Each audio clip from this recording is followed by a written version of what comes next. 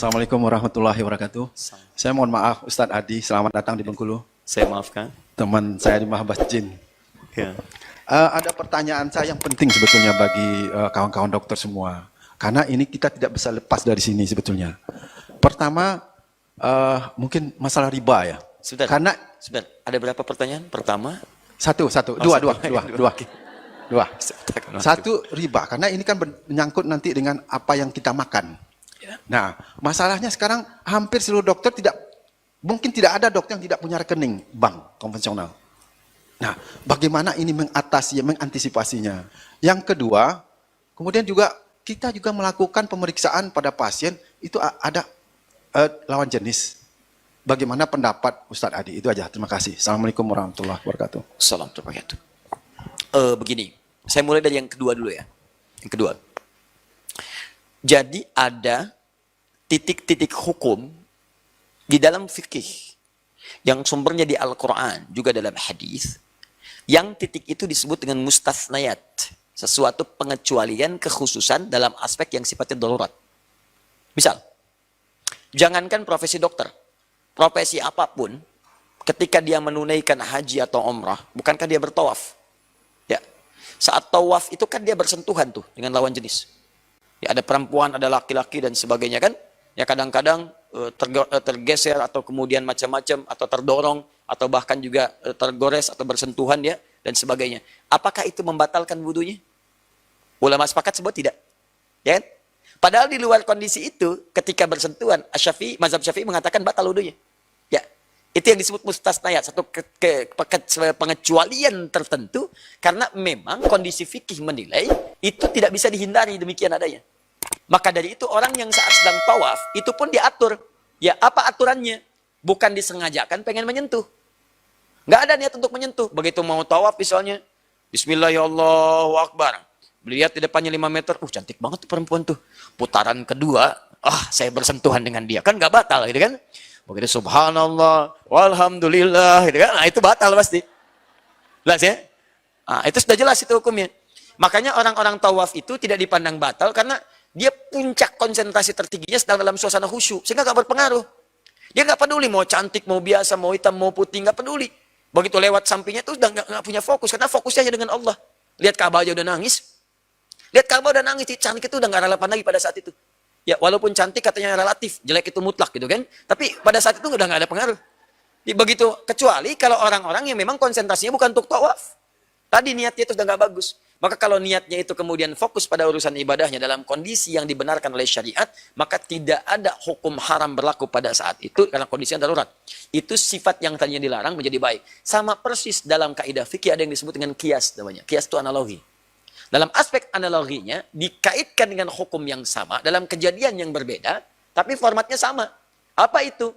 Kondisi-kondisi tertentu yang terkait dengan keadaan maslahat keadaan diri kita dalam dunia kesehatan ini di kedokteran yang tindakan-tindakan itu saat dikerjakan mungkin akan menyebabkan sentuhan-sentuhan yang sifatnya saat berinteraksi itu bukan hal pada yang dibenarkan sebelumnya. Di asalnya haram. Contoh dokter laki-laki mengobati perempuan.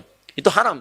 Dalam kondisi tertentu nggak ada spesialis di bidang itu kecuali spesialisasinya misalnya dokternya laki-laki saja. Yang normalnya kan begini, yang mengandung perempuan ini normal. Yang mengandung perempuan, harusnya kan yang merawat perempuan juga. Ya, masa yang mengandung perempuan, yang lahiran perempuan, yang nangani laki-laki. Kan agak aneh gitu kan? Ya, dalam kondisi normal biasanya. Tapi ada bidang-bidang tertentu misalnya di kedokteran, yang saat kemudian itu dibutuhkan, nggak ada perempuan yang bidang di bidang yang ahlinya misalnya, yang ada cuman ini.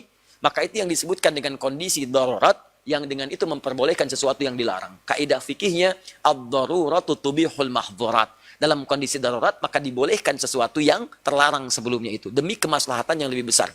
Ya, demi kemaslahatan yang lebih besar. Kecuali kalau memang dalam pengobatan itu, dokter-dokter itu misalnya sengaja, baik perempuan memeriksa laki-laki, atau laki-laki memeriksa perempuan, sengaja mengeluarkan unsur haram. Ini pasien cantik banget nih. Wah, sayang kalau nggak dieksplorasi. Misalnya, ada bahasanya udah nggak enak tuh. Ya, yang sakitnya sebetulnya bagian tangan, yang diperiksa bagian perut. Nah, misalnya kan, itu jelas haram itu. Ya, jelas haram. Ya, Pak, tangan saya kan yang sakit. Enggak, Bu, ini darurat. Misalkan, tidak. Itu haram. Paham ya? Sama dengan syahwat itu kan muncul di perempuan juga. Syahwat dokter perempuan, meriksa laki-laki. Sama aja gitu kan.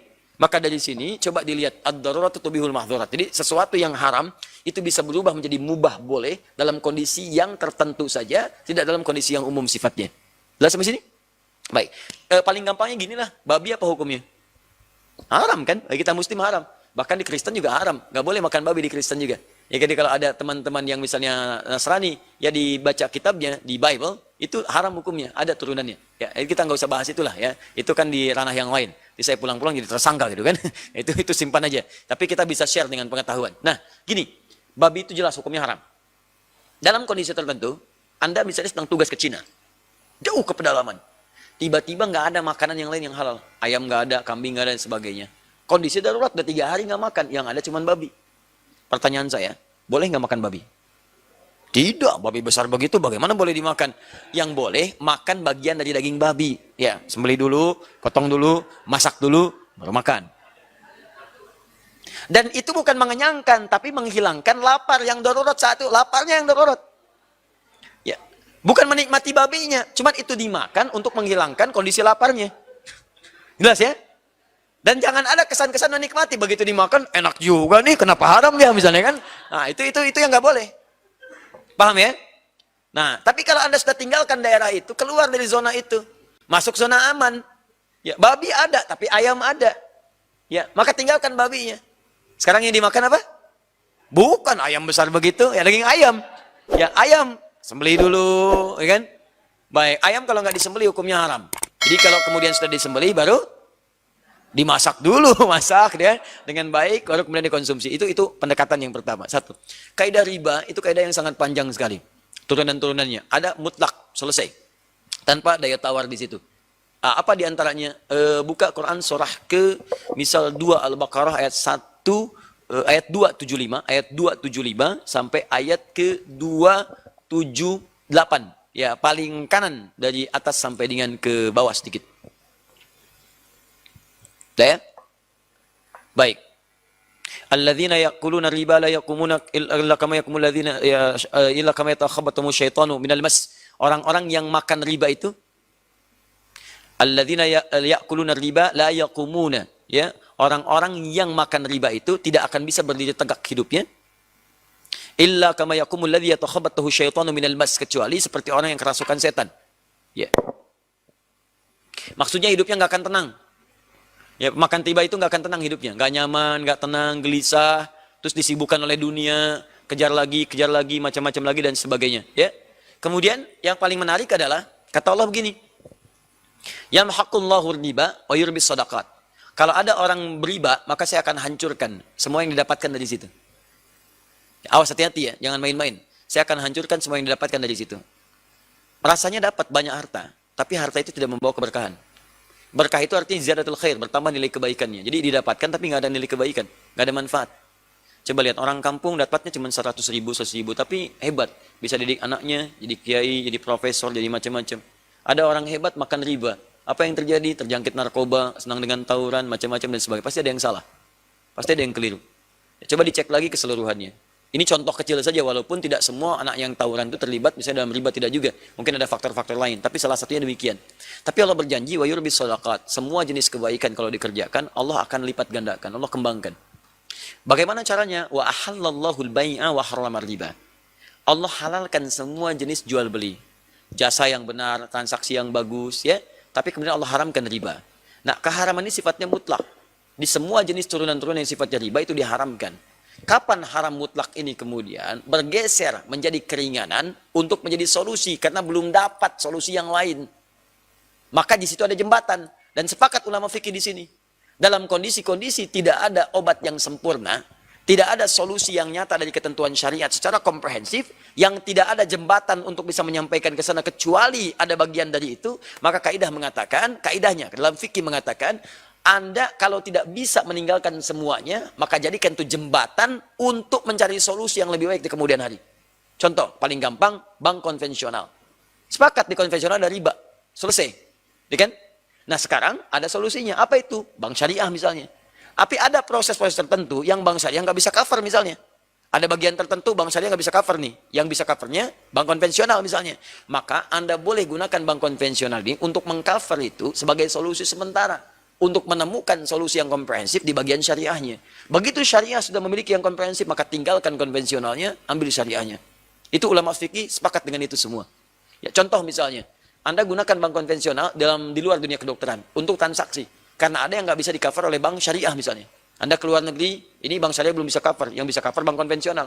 Lalu Anda simpan di situ misalnya, ya sebuah nilai uang tertentu misalnya.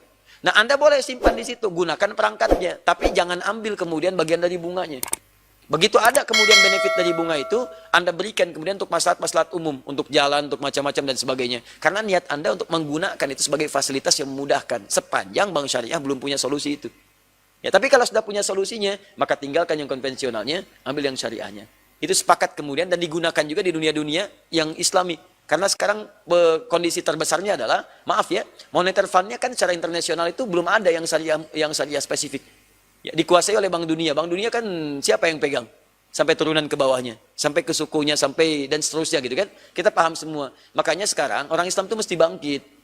Ayo coba gitu kan, hidupkan bank syariahnya, kemudian di syariahnya juga serius, berikan kemaslahatan. Malaysia pakai itu berhasil. Ya, di kita kadang-kadang walaupun nggak sebagian ya, mentalnya belum diperbaiki. Maka itu yang kemudian kita coba maksimalkan. Saya kira paham ya, insya Allah ya kondisinya.